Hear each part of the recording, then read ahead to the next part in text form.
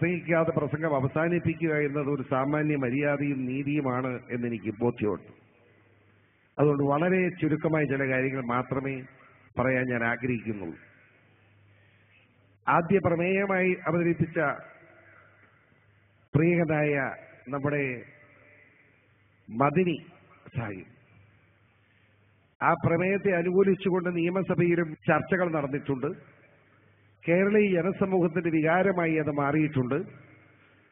പ്രിയനായ ആ വ്യക്തിത്വം, അദ്ദേഹത്തിന്റെ പേരിൽ ആരോപിക്കപ്പെട്ടിരിക്കുന്ന കുറ്റം തെളിയിക്കപ്പെട്ടാൽ ലഭിക്കുന്ന ശിക്ഷയേക്കാൾ കൂടുതൽ ശിക്ഷ എന്ന നിലയിൽ അദ്ദേഹം ജയിലിൽ കിടക്കുന്നത് മാനുഷിക നീതിക്കും ഇന്ത്യൻ ഭരണഘടനയ്ക്കും അനുകൂലമാണ് എന്ന് ഞാൻ കരുതുന്നില്ല. ആ വലിയ വ്യക്തിത്വത്തെ, അബ്ദുൽ നാസർ മദനി സാഹിബിനെ എത്രയും വേഗം അദ്ദേഹത്തിന് സഹായകരമായ നിലപാട് സ്വീകരിച്ചുകൊണ്ട്, നിയമപരമായ നിലപാട് സ്വീകരിച്ചുകൊണ്ട് അദ്ദേഹം പുറത്തു വരുവാൻ പരമകാരുണ്യനായ അല്ലാഹുവേ അനുഗ്രഹിക്കണമേ എന്ന് പ്രാർത്ഥിക്കുന്നതോടൊപ്പം കേരള സർക്കാരും അതിനനുകൂലമായ നിലപാട് സ്വീകരിച്ചുകൊണ്ട് മുൻപോട്ട് പോകുന്നു എന്ന് കാണുന്നതിലുള്ള സന്തോഷവും ഞാൻ അറിയിക്കട്ടെ. എനിക്കിവിടെ ചൂണ്ടിക്കാണിക്കുവാനുള്ളതൊരു പ്രത്യേക കാര്യമാണ്. ആ കാര്യം മറ്റൊന്നുമല്ല, നബി തിരുമേനി സല്ലല്ലാഹു അലൈഹി വസല്ലത്തിന്റെ പ്രബോധനങ്ങൾ ഉൾക്കൊണ്ടുകൊണ്ട് ജീവിക്കുന്ന ലോക മുസൽമാന്മാർ, ആ ലോക മുസൽമാന്മാരുടെ ജീവിതത്തിൽ എപ്പോഴും വ്യക്തിത്വത്തിന്റെ കറകൾ പറ്റിപ്പിടിപ്പിക്കുന്ന സാഹചര്യം സൃഷ്ടിക്കാൻ പാശ്ചാത്യ ശക്തികൾ ശ്രമിച്ചുകൊണ്ടിരിക്കുന്ന ഗതികെട്ട സാഹചര്യങ്ങൾ നമ്മളെല്ലാം കണ്ടുകൊണ്ടിരിക്കുകയാണ്. ആ കാര്യങ്ങളിൽ യോജിച്ചൊരുമിച്ച് നിന്നുകൊണ്ട് ലോക ഇസ്ലാം മതരാഷ്ട്രങ്ങൾ മാത്രമല്ല, ഇസ്ലാം മതവിശ്വാസികൾ ശക്തമായി മുൻപോട്ട് പോകാൻ കഴിയാത്ത സാഹചര്യം ഒഴിവാക്കപ്പെടേണ്ടതുണ്ട് എന്ന് തന്നെയാണ് എന്റെ അഭിപ്രായം. 1,25,000 വരുന്ന പ്രബോധനം നടത്തിയ നമ്മുടെ വന്ദ്യരായ ആളുകൾ, നബി തിരുമേനി പോലും നമുക്കറിയാം ഏറ്റവും അവസാനത്തെ പ്രവാചകനാണ്. പ്രവാചക പരമ്പരയിലെ അവസാന പ്രവാചകനായ നബി തിരുമേനി 1400 വർഷങ്ങൾക്ക് മുമ്പ് നടത്തിയ പ്രഖ്യാപനങ്ങൾ, ആ നബി തിരുമേനി സല്ലല്ലാഹുവിന് ശേഷം ഈ സമൂഹത്തെ നയിച്ചത് ആര് എന്നതാണ് പ്രധാനപ്പെട്ട പ്രശ്നം. പ്രവാചക പരമ്പരയിലെ അവസാനത്തെ ആളാണ് നബി തിരുമേനി സല്ലല്ലാഹു അലൈഹി വസല്ലം എന്ന് പറയുമ്പോൾ, അതിനുശേഷം ഈ സമൂഹത്തെ നേതൃത്വം കൊടുക്കാൻ ഖലീഫമാർ ഉണ്ടായിരുന്നു. അബൂബക്കറും ഉമ്മറും ഉസ്മാനും അലിയും ഉൾപ്പെടെയുള്ള ആ വലിയ നേതൃത്വം ഖലീഫമാർ ഇസ്ലാം മതസമൂഹത്തെ വേണ്ട വിധത്തിൽ നയിച്ചുകൊണ്ട് മുമ്പോട്ട് പോയി. ആ മുന്നേറ്റത്തിൽ ഈ സമൂഹത്തിന് വലിയ നേട്ടങ്ങൾ ഉണ്ടാവാൻ കഴിയും. ആത്മീയ കാര്യങ്ങൾ മാത്രമല്ല, നബി തിരുമേനി സല്ലല്ലാഹു അലൈഹി വസല്ലം തന്നെ പറഞ്ഞിരിക്കുന്നതനുസരിച്ച് കണക്ക് നോക്കുമ്പോൾ, കാര്യങ്ങൾ പഠിക്കുമ്പോൾ വളരെ വ്യക്തമായ കാര്യമുണ്ട്. വിദ്യാഭ്യാസപരമായ പുരോഗതി ഉണ്ടാവണം, ആത്മീയ പുരോഗതി ഉണ്ടാവണം, സാംസ്കാരിക പുരോഗതി ഉണ്ടാവണം, അതോടൊപ്പം സാമ്പത്തിക അടിത്തറയും ഉണ്ടാവണം. ഈ കാര്യങ്ങളിലെല്ലാം നബി തിരുമേനി സല്ലല്ലാഹു അലൈഹി വസല്ലം വളരെ വ്യക്തമായ കാഴ്ചപ്പാടോടുകൂടി ഈ സമൂഹത്തെ നയിച്ചിരുന്നു എന്ന സത്യമുണ്ട്.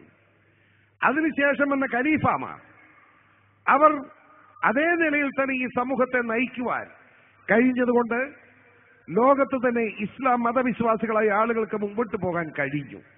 പലരും ചോദിക്കാറുണ്ട്, കേരളത്തിൽ എന്താണ് ഇസ്ലാം മതവിശ്വാസികൾ സാംസ്കാരികമായി, വിദ്യാഭ്യാസമായി, സാമ്പത്തികമായി അല്പം മുന്നിൽ നിൽക്കുന്നത്? ഇന്ത്യയിലെ മറ്റ് സംസ്ഥാനങ്ങളുമായി താരതമ്യപ്പെടുത്തുമ്പോൾ കേരളത്തിലെ ഇസ്ലാം മതവിശ്വാസികളെ സംബന്ധിച്ചിടത്തോളം അവർക്ക് അല്പം മുന്നേറ്റമുണ്ട് എന്ന വസ്തു നിഷേധിക്കാൻ കഴിയില്ല. എന്തുകൊണ്ടതുണ്ടായി? ഞാനതിലേക്കാണ് വരുന്നത്. നമ്മുടെ മഹാനായ ബാഫക്കിത്തങ്ങൾ, മർഹൂം ബാഫക്കിത്തങ്ങൾ മറക്കാൻ പാടില്ല. അഭിനന്ദനായി അദ്ദേഹത്തിന്റെ നേതൃത്വത്തിൽ കേരളത്തിൽ ഈ സമൂഹത്തിന് ഒരു രാഷ്ട്രീയ നേതൃത്വവും അതോടൊപ്പം ആത്മീയ നേതൃത്വവും വളർന്നു വരികയായിരുന്നു. നബി തിരുമേനിയുടെ 39ാമത്തെ വംശപരമ്പരയിലെ മഹാനായ ഹൈദരലി തങ്ങൾ ഇപ്പോൾ അതുപോലെ ഒരു രാഷ്ട്രീയ നേതൃത്വത്തിനും അതുപോലെ തന്നെ ആത്മീയ നേതൃത്വത്തിനും ചുക്കാൻ പിടിച്ചുകൊണ്ട് നിൽക്കുന്നു എന്നത് വലിയ സംഭവമാണ്. ഒളിച്ചു വെച്ചിട്ട് കാര്യമില്ല. നമുക്കറിയാം, അതിനുശേഷം മഹാനായ പുക്കോയ തങ്ങൾ വന്നു. അതിനുശേഷം വന്യനായ മർഹൂം ശിഹാബ് തങ്ങൾ വന്നു. ആ ശിഹാബ് തങ്ങൾ എന്ന് പറയുന്ന വ്യക്തിത്വത്തെ നബി തിരുമേനി സല്ലല്ലാഹു അലൈഹി വസല്ലത്തിന്റെ വംശപരമ്പരയിലെ ആ മഹാനായ വ്യക്തിത്വത്തെ കേരള ജനതയ്ക്ക് എങ്ങനെ മറക്കാൻ കഴിയും? ഇന്ത്യൻ ജനതയ്ക്ക് എങ്ങനെ മറക്കാൻ കഴിയും? പരിശുദ്ധമായ ബാബരിപ്പള്ളിയുടെ മുനാരങ്ങൾ ഓരോന്നോരോന്നായി തകർന്നടിഞ്ഞ് വീണപ്പോ ലോക മുസൽമാന്മാരും ഇന്ത്യൻ മുസൽമാന്മാരും അല്ലാഹുവേ ഞങ്ങളെ രക്ഷിക്കാൻ, ഈ മുനാരങ്ങളെ രക്ഷിക്കാൻ ആളില്ലേ, ഞങ്ങളുടെ സമൂഹത്തെ അപമാനിച്ചുകൊണ്ട് ഞങ്ങളുടെ പള്ളി തകർക്കുമ്പോ ആര് രക്ഷിക്കാൻ വരുമെന്ന് പ്രാർത്ഥിച്ച് വേദനിച്ച നിമിഷങ്ങൾ ഇന്ത്യയിലെ ന്യൂനപക്ഷങ്ങളുടെ മതവികാരം വേദനിച്ച ഏറ്റവും വലിയ സംഭവവികാസമാണ്. ആ സംഭവത്തോടുകൂടി എന്തും സംഭവിക്കാമായിരുന്നു. പക്ഷേ മഹാനായ മർഹൂം ശിഹാബ് തങ്ങൾ മതേതരത്തിന്റെ വാക്കുകൾ ഉയർത്തിപ്പിടിച്ചുകൊണ്ട് ഈ സമൂഹത്തെ രക്ഷിക്കാൻ ആക്രമിക്കരുത്, നീ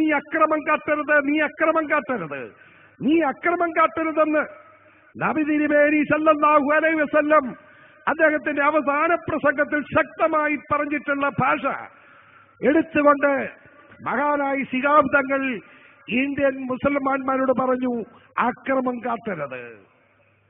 ഒരു ദിവസം വരും, ശരി വരും, ഇവിടെ ജീവിക്കാനുള്ള അവസരമുണ്ട്. ഭീകരായ കുഞ്ഞാലിക്കുട്ടി സാഹിബ് പറഞ്ഞ വാക്കും അതിനിടയ്ക്ക് ഞാൻ ഓർത്തു പോകുന്നു.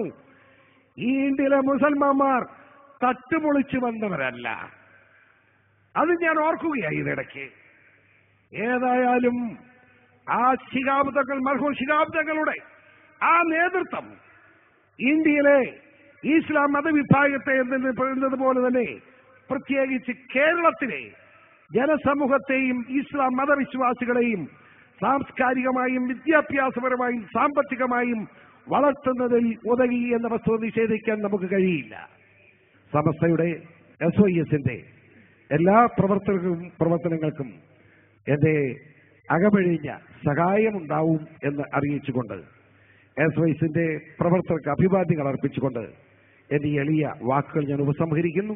നന്ദി, നമസ്കാരം.